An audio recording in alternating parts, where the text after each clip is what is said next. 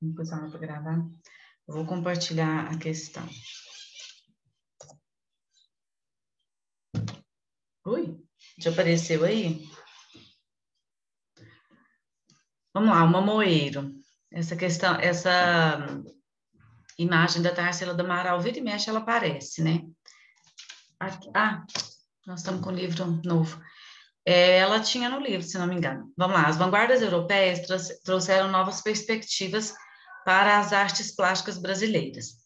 Na obra O Mamoeiro, a pintura de Tarsila do Amaral valoriza a representação dos trabalhadores do campo, as retas em detrimento dos círculos, os padrões tradicionais nacionalistas, a representação das formas geométricas, os padrões e objetos mecânicos.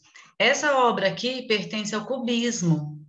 Lembra das formas geométricas? Que é os planos através das formas geométricas? Os Eu planos colocaria também. sobrepostos? Eu também colocaria a letra D. Não é as retas em detrimento dos círculos, porque temos muitos círculos aqui representativos. Eu colocaria a letra D também. A representação por formas geométricas. Porque Nossa, essa branco nessa questão. Porque o mamoeiro pertence ao cubismo. E o cubismo já é a representação de formas geométricas.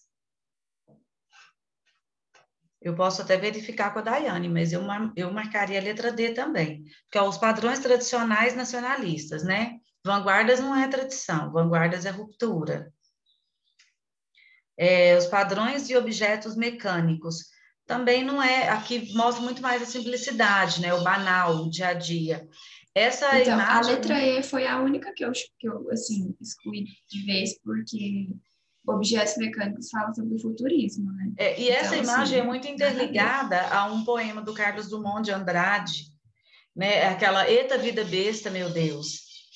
Sabe aquele poema que fala da simplicidade, que fala das coisas, e ele termina o poema: Eita vida, o bonde passa cheio de pernas, pernas brancas, amarelas. Eita vida besta, meu Deus, porque mostra a simplicidade. Gabriela, eu também marcaria a letra D. Representação de trabalhadores no campo, não. Padrões tradicionais também não, porque as vanguardas mostram, é uma vanguarda, né? É uma inovação. Eu marcaria também a letra D, Gabriela. Você marcou, foi a D mesmo? Foi, essa que eu circulei. Eu marcaria a letra D também. Representação por formas geométricas. Até porque essa obra pertence ao cubismo. De romantismo, o que caiu? Você sabe me falar? Peraí, deixa eu só procurar a questão aqui. Giovana, Marcelo, Sara, liguem as câmeras. Gente, enquanto a Gabriela procura lá, hoje eu vou começar a matéria nova. Para quem estiver com o livro, na página 45, por favor. Nós vamos falar, eu vou ver esse capítulo inteiro hoje. É uma questão que chama, tem um texto lá, Leito de Folhas Verdes, e aí pergunta o seguinte: na perspectiva do romantismo, a representação feminina espelha concepções expressas no poema. Você tinha que interpretar o poema, mas É poema. basicamente. De quem que é o poema? Não tem o nome aqui, tá escrito dia a dia, não sei quem que é. Peraí, deixa eu tirar a foto da questão. Qual página, Maria Lúcia? Página 45. Nós vamos falar hoje o básico, assim. Eu vou explicar conteúdo, nós vamos fazer exercício de corrigir para a gente entrar de fato na literatura. Vocês vão ver. Lúcia. Oi. Quais que são suas frentes? A minha frente é o módulo 1 da frente B e a frente D é todo meu. Isso que eu ia falar agora. A frente D é toda de literatura. Então, ela é toda A imagem minha. ficou meio tremida. Só que eu sempre pego um conteúdo de português, tá? Mas um conteúdo relacionado à leitura, interpretação de texto. Então, esse da frente B do módulo 1, nós vamos ver todo hoje. Parece que minha coisa é tão escura, não tá? Deixa eu ver se eu consigo ver a luz aqui. O Caio foi muita questão de arte em relação à música. Música? Deve ter uma música. Nossa, música, eu não sei te ajudar. Tô falando, caiu muito conteúdo da Daiane que a gente aprendeu no primeiro ano. Geralmente, a Sindicalismo, quantidade de questões... Jovem Guarda, tinha questão sobre a Bossa Nova, a questão de é do Gonçalves Dias, o texto. Ah, tá. Não sei. Espera que eu já abro. Maria Lúcia, Aí- a Sara tá levantando a mão aí, ela quer falar com você. Oi, Sara. Eu queria te perguntar, peraí, se você vai continuar passando seus slides, igual você passava no passado, pra gente copiar. Obrigada. Bom, Que gente, era uma grande ajuda. eu gosto de dar uma reduzida. Olha só, então é isso que eu quero explicar para vocês. Eu sempre vou pegar um conteúdo da frente B, que é relacionado à leitura, mas aí entra na leitura de forma no geral, tá? Interpretação de texto, compreensão de texto, de forma generalizada, não apenas na literatura. Então, a minha intenção hoje é ver tudo isso hoje. Eu selecionei alguns exercícios, eu preparei alguns slides, alguns materiais para nós discutirmos hoje. Não tem muita coisa para copiar, Sara. Tem mais coisa para nós analisarmos, mas se vocês quiserem, a gente faz uma pausa, eu abro um quadro branco, a gente cria junto alguns conceitos. Nós vamos fazer alguns exercícios, corrigir, porque a parte da literatura é muitíssimo extensa. Então, esse conteúdo eu vou passar assim. Hoje nós temos 2 horários, então acredito que dê para a gente ver tudo, tá? Mas qualquer dúvida eu volto, se vocês preferirem. Mas é um conteúdo bem interessante porque fala da base da leitura. Leitura para ser interpretada qualquer área, né? Então, vai ser um conteúdo que vai ajudá-los a interpretar qualquer área, em relação a conhecimentos no geral. Vamos lá? Página 45, por favor. Eu vou compartilhar aqui o meu com vocês. Daqui a pouco eu faço chamada, vou ver se alguém mais entra. Nossa, parece que hoje eu amanheci bagunçada. Não estou tendo academia às 5 horas da manhã mais. Eu acho que eu estou me perdendo. Estou dormindo meia hora a mais, me desorientou. Vamos lá, então, gente. Introdução à leitura. Gabriela, eu já faço a questão, tá? Só um pouquinho. Ok.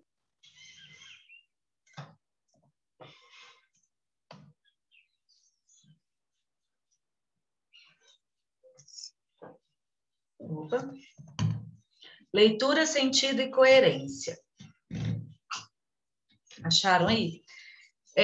Tem algumas coisas, eu montei o material baseado bem no livro, mas tem algumas questões que eu adicionei, tá? E outras que eu eliminei. Então, eu sugiro que vocês acompanhem comigo no caderno e no próprio livro. Porque tem algumas coisas que estão no livro que eu retirei do próprio livro para montar, então acho que às vezes vocês podem destacar no próprio livro ao invés de ficar copiando novamente. E alguns conceitos novos.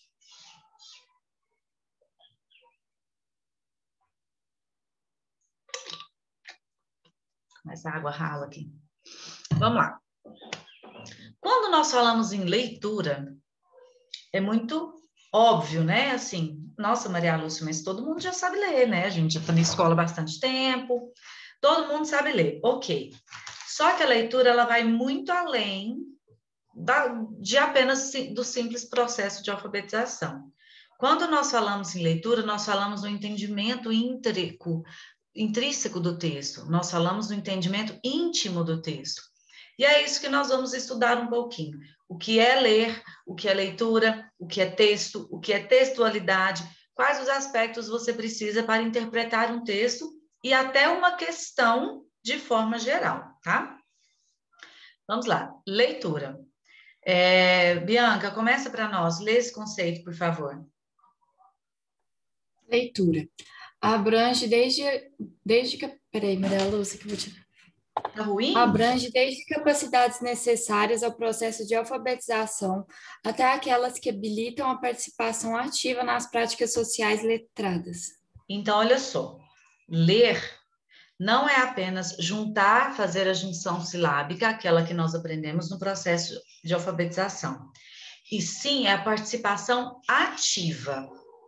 Um texto, ele só faz sentido a partir do momento em que o leitor consegue habilitá-lo à sua vida ativa. Se eu pego um texto e ele não tem sentido para mim, ele não ocupa a sua principal funcionalidade. Ele não exerce a sua intencionalidade. Então, a leitura, ela só é eficiente a partir do momento que você pega um texto, seja ele de qualquer forma, que você pega um texto e consegue colocar esse texto na sua prática ativa, na sua prática do dia a dia. Aqui eu tenho um outro conceito, que é o conceito de Paulo Freire. Inclusive, ele está no texto, no livro de vocês, na página 45. Eu o reproduzi porque esse é o conceito de leitura. Se você buscar na internet o que é leitura, cai nesse conceito direto, de Paulo Freire. Vamos lá, Natália. A leitura de mundo precede a leitura da palavra. Daí que a posterior leitura desta não passa a prescindir da continuidade da leitura daquele. Linguagem e realidade se prendem dinamicamente. A compreensão do texto a ser alcançada por sua leitura crítica implica na percepção das relações entre o texto e o contexto. Olha só o tanto que ler não é algo tão simples. A leitura de mundo precede a leitura das palavras. Essa leitura de mundo você não aprende na escola. Essa leitura de mundo é a sua percepção individual. Então, a leitura de mundo é aquela que você aprende no dia a dia, é aquela que você desenvolve a partir dos seus gostos, é aquela que você tem na sua vivência diária. E essa leitura de mundo, ela vem antes mesmo da leitura de palavras. Quando você entra na escola, antes mesmo de você ler, você já tem uma certa leitura de mundo. Os conhecimentos adquiridos em casa, as vivências que você adquiriu quando criança, até a forma de agir da sua família já é a sua leitura de mundo. Então, essa leitura, ela tem que fazer união com a leitura da palavra. A partir do momento em que você ler um texto, você vai ler de fato, interpretar de fato. Nós vamos ver a diferença entre compreender e interpretar, que essa leitura só acontece quando você faz a união dessas duas leituras, tá? É uma continuidade, é um processo dinâmico. A leitura, ela não é estática, você lê e acabou. Ela é um processo que vai muito além daquele texto. Aí entra na concepção. Li e não entendi nada, porque a sua leitura de mundo ainda não está de acordo com aquele texto. E é isso que nós vamos aprender um pouquinho hoje. Como favorecer uma interpretação de texto a partir de um texto que você não entende nada, tá? É essa que é a perspectiva de hoje. Olha só, eu trouxe vários textos para nós analisarmos e aqui é o primeiro deles. Como que funciona a interpretação de texto nos dias de hoje? O texto é esse, você posta isso nas redes sociais. Oi, meu nome é André e eu vou vender bolo de cenoura hoje, das 14 às 17 horas. Cada fatia é R$5. Interessados podem entrar em contato pelo não. Ok. Aí vem um e comenta assim, o bolo é do quê? Outro vem e pergunta, quanto custa? Outro ainda, posso buscar às 18 horas? E um quarto, como faz para comprar? Gente, isso é corriqueiro para nós. Se eu falar, todo mundo pega o Instagram agora, vamos lá procurar. A gente acha isso de uma forma muito fácil. As pessoas não têm o hábito de leitura, têm o hábito de decodificação. Eu vou vender bolo de cenoura hoje das 14 às 17 horas. Posso buscar às 18? O bolo é de quê? Então, a interpretação de texto hoje, ela está muito vaga. As pessoas hoje leem de forma extremamente vaga e acham que compreenderam. Então, esse ponto que nós vamos tentar chegar hoje, tá? Entender como, de fato, interpretar um texto e colocá-lo em prática em nosso dia a dia.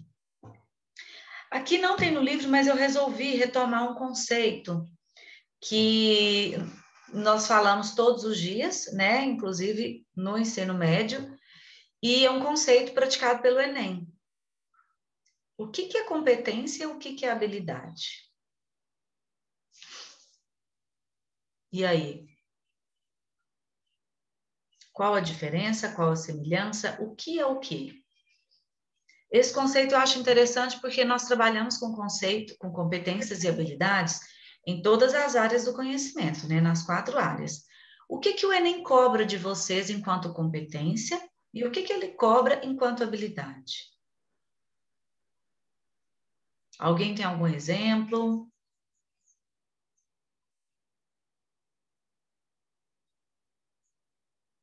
Alguma sugestão?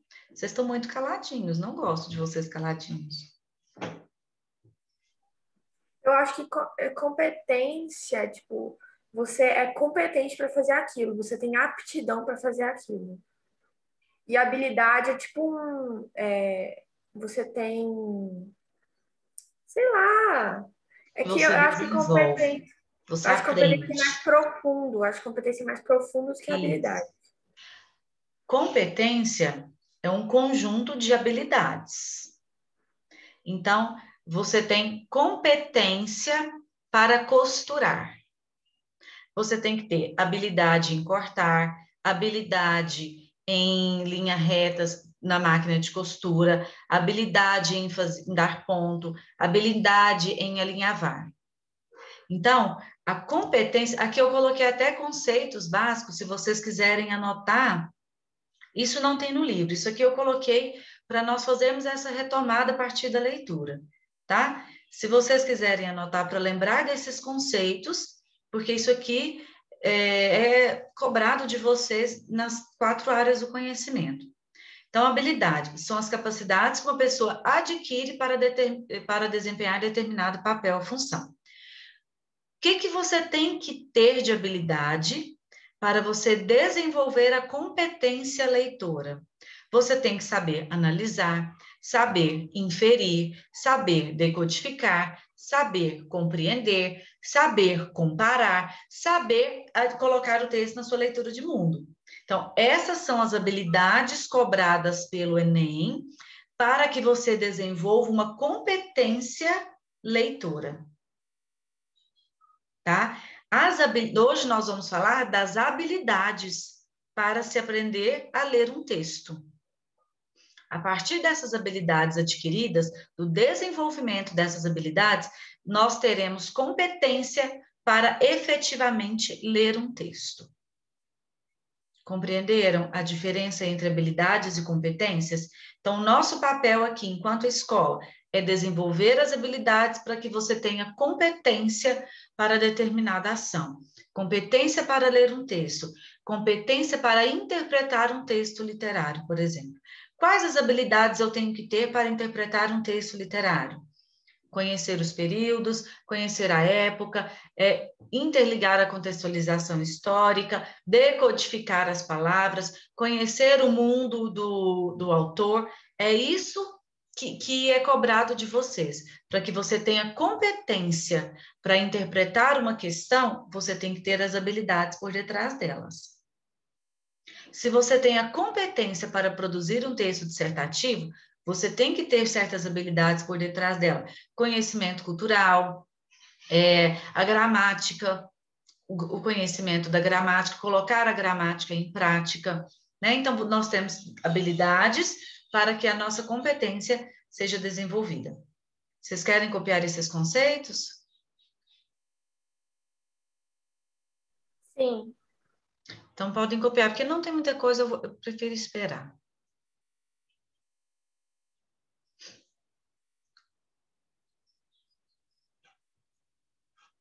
Acho que vou fazer um chamado. 7h20, né? Acho que já deu tempo de todo mundo entrar. Se você fala do negócio do bolo de cenoura, né? Ontem eu tava lá no Facebook, no Mercado Patrocínio. Pelo amor de Deus, todo mundo pergunta o preço e o preço tá lá, uma raiva.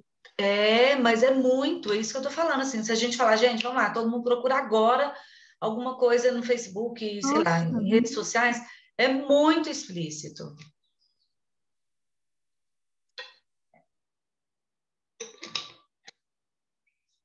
Todo mundo pergunta coisas óbvias, porque as pessoas não leem. E olha que os textos hoje estão cada vez mais curtos, né?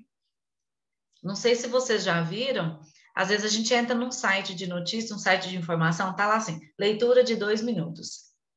Vocês já viram isso? O tempo que você vai gastar com a leitura, porque as pessoas não querem ler, né? Querem só tudo pronto. 25. Ana Clara.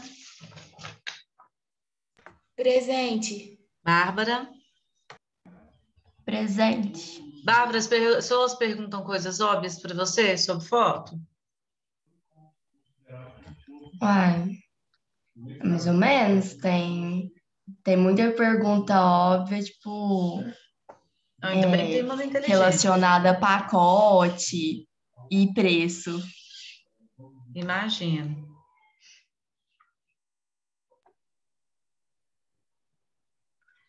Bárbara. Bianca.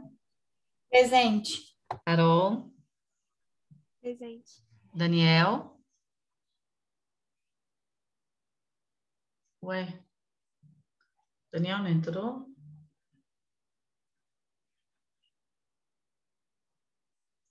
Débora.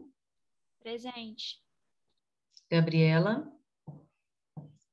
Giovana. Graziela. Presente. Iago. José. Presente. Iago Matheus. Ô, gente, o Iago deu uma sumidinha. As aulas que ele tá aparecendo é bem raro. É, porque na minha tem... Semana passada ele deu uma sumida. Laura. Presente. Luiz Machado. Presente. Marcelo. Marcelo. Não? Matheus. Presente. Natália. Presente. Nicole. O meu chat não tá abrindo. Alguém tá falando bate-papo? Não, né? Não. Nicole. Pedro. Pedro está no chat. Por que o meu não tá abrindo? Será que é porque eu tô compartilhando?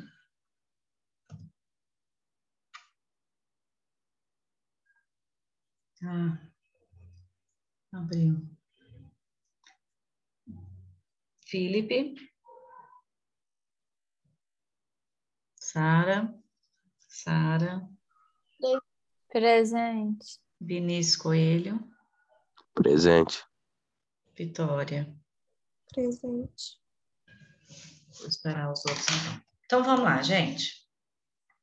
Então, habilidades, né, é a capacidade que a pessoa tem de desenvolver uma certa competência. A competência é o conjunto de habilidades que a pessoa tem que ter para atuar, para efetivamente exercer alguma função, exercer algum trabalho. No caso do Enem, no caso da prova mesmo, nós temos que desenvolver as habilidades para que você consiga uma certa competência. Competência leitora, competência de interpretação de textos no geral. Vamos lá. Então, nós vamos falar da leitura. A leitura, ela é um ato interativo. Ela é um ato de movimento. Ela não é um ato parado, ela é um ato dinâmico. Aqui tem alguns pontos importantes para a gente... Deixa eu aumentar aqui para a gente relacionar. Primeira coisa, você pega um texto e você tem uma finalidade para que você está lendo aquele texto. Nem sempre, é importante a gente ressaltar que nem sempre o autor de um texto, ele escreve com a mesma finalidade com a qual o leitor está lendo. Tá vendo que eu coloquei aqui finalidade da leitura e objetivo da leitura? Parece duas coisas iguais. Mas, por exemplo, eu pego uma tirinha. Essa tirinha que eu coloquei aqui embaixo. Eu acho que é a mesma que tem no livro de vocês. Eu pego essa tirinha. É como se fosse intencionalidade e aceitabilidade. Sim, e até não só aceitabilidade, é até a funcionalidade mesmo da leitura. Vou te explicar o sentido. Essa tirinha, ela foi criada para quê? Para entretenimento. Só que se eu pegar essa tirinha e colocar ela na prova, Você não vai ler com a mesma finalidade com a qual o autor produziu, que era para entreter. O seu objetivo de leitura muda de acordo com a sua necessidade. Conseguiram perceber a diferença? Eu pego um texto. Por exemplo, gente, nós vamos ler A Cor Púrpura. Você não vai ler o texto A Cor Púrpura apenas para seu entretenimento. Você vai fazer uma prova dele. Então, o seu objetivo daquela leitura vai modificar por causa da sua intenção. Isso é a diferença. A finalidade de leitura, que é a finalidade proposta pelo autor, e o objetivo com a qual você está lendo aquele texto. Então, o texto ele pode mudar, você muda a vertente, você muda o seu foco de leitura a partir da necessidade. A finalidade da leitura, você procura algo para ler, para se instruir, para se informar, para entretenimento. Você procura uma leitura para uma determinada função. Mas aquele mesmo texto, ele pode mudar o seu objetivo a partir da necessidade, a partir de onde ele está colocado. Então, eu leio um texto para fazer uma prova, eu leio um texto para dar uma palestra, eu leio um texto só para ler, para entretenimento, para conhecimento individual. Então, vocês conseguem perceber que o próprio texto, ele muda de função de acordo com a necessidade do leitor. E o texto, ele não é só autor e texto. Quem vai despertar essa produção de sentido? O próprio leitor. Aí, nós temos dois processos interligados. A finalidade da leitura. Pode falar, Natália. Não, é que eu ia perguntar se você vai ditar para a gente, cada um. Ah, vocês querem? Não, a gente pode fazer Tá aqui no coisa, mas a gente pode fazer. Eu vou só terminar os 4, então, e eu faço um esqueminha, pode ser? Pode. Então tá. Então, só interligando. Finalidade da leitura, para que o texto foi escrito? O objetivo da leitura é qual objetivo o leitor está lendo aquele texto, tá? Aí já é uma perspectiva do leitor. Aí, esse próprio leitor, ele pratica uma produção de sentido. O sentido, ele não depende apenas do autor e do próprio texto. O sentido é autor, texto e leitor. Lembra que a leitura é um processo interativo, é uma interação. E para que essa interação aconteça, o leitor tem que ter habilidade de leitura. Quais são elas?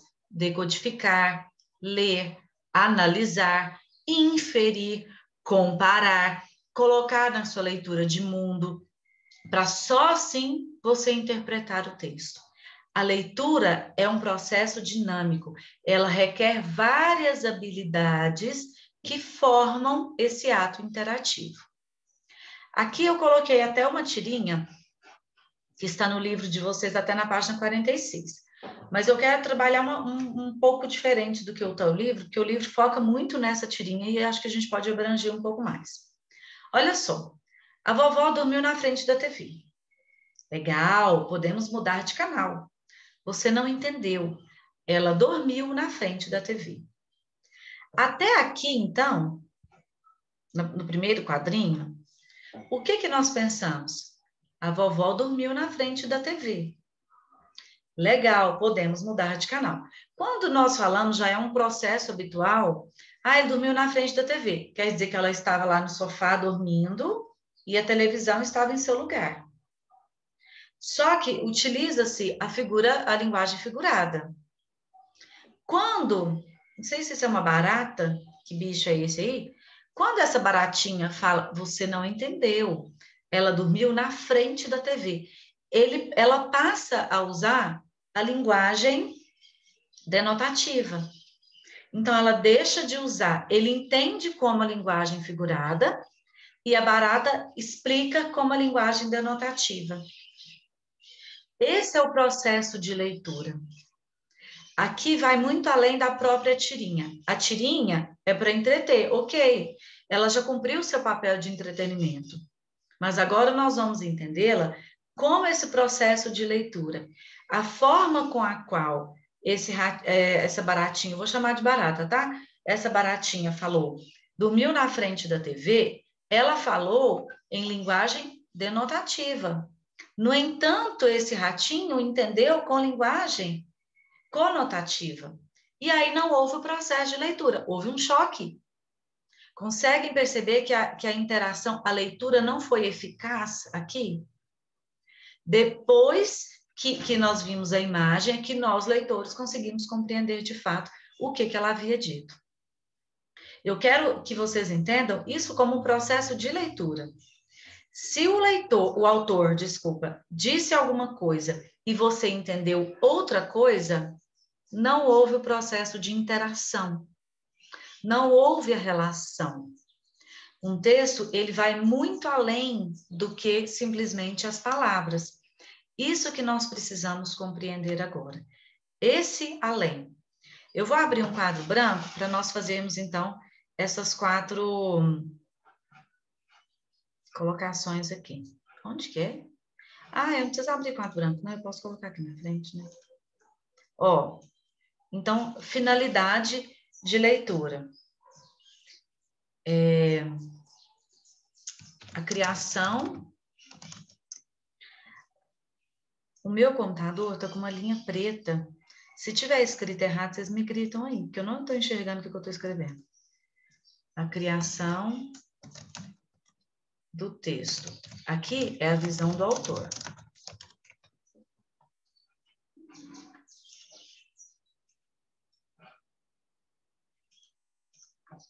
O objetivo da leitura. Maria, a senhora vai mandar esses slides? Oi? A senhora vai mandar os slides? Posso mandar.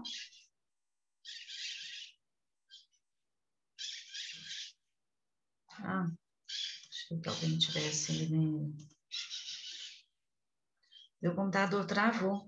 Travou para vocês também? Meu, tá travando não é a minha internet, é meu computador.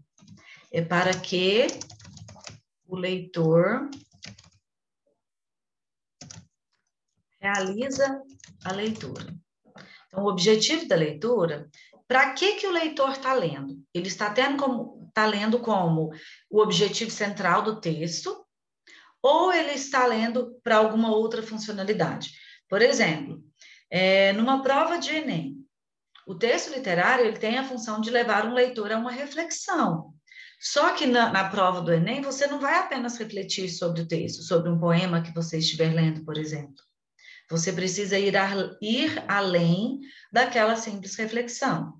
Então, aí é importante nós entrarmos com alguns aspectos que eu vou falar a seguir. O fato do autor, em que época que ele foi produzido, quais os pensamentos da sociedade daquela época, porque aí, de fato, nós conseguimos essa interpretação. A produção do sentido é a forma com a qual o leitor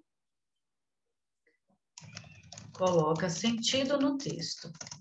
Aqui já vai entrar a questão da interação. Opa!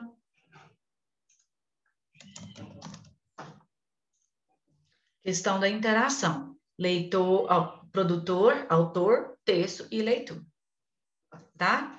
E as habilidades de leitura? O que o leitor tem que saber fazer? Decodificar, analisar, compreender, inferir, relacionar,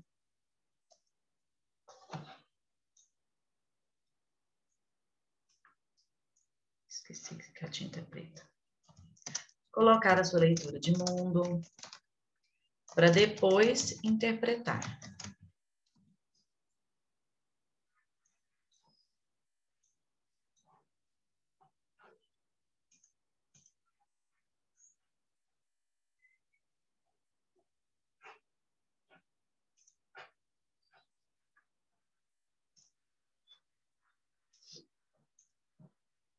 Tá muito bagunçado? Deu para entender, gente? Deu. Uhum.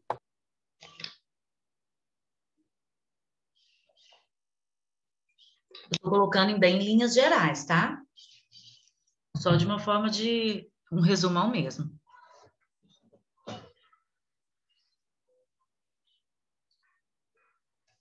Posso tirar? Pode.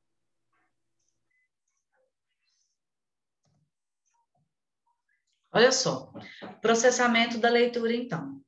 Então, nós pegamos o texto, nós temos que fazer uma pré-leitura, nós vamos falar um pouco mais dessa pré-leitura. Aí, nós temos uma leitura breve do texto, que é a compreensão. Dessa compreensão, se eleva a uma interpretação, algo mais íntimo com o texto, para depois chegarmos à pós-leitura, que é a interpretação externa do texto. Um texto, ele é formado por um conjunto interno e externo de situações. E aí, quando nós conseguimos, de fato, a interpretação, a gente consegue relacionar esses aspectos, tá? Isso nós vamos falar agora. Como que você vai perceber o íntimo do texto e relacionar aos aspectos de mundo do texto, os aspectos que não estão dentro do texto, de fato. Então, algumas questões nós precisamos entender para a gente compreender. E aqui a leitura, né, a pré-leitura. De novo, a leitura de mundo é algo que você não aprende na escola, é a sua leitura, é a sua concepção,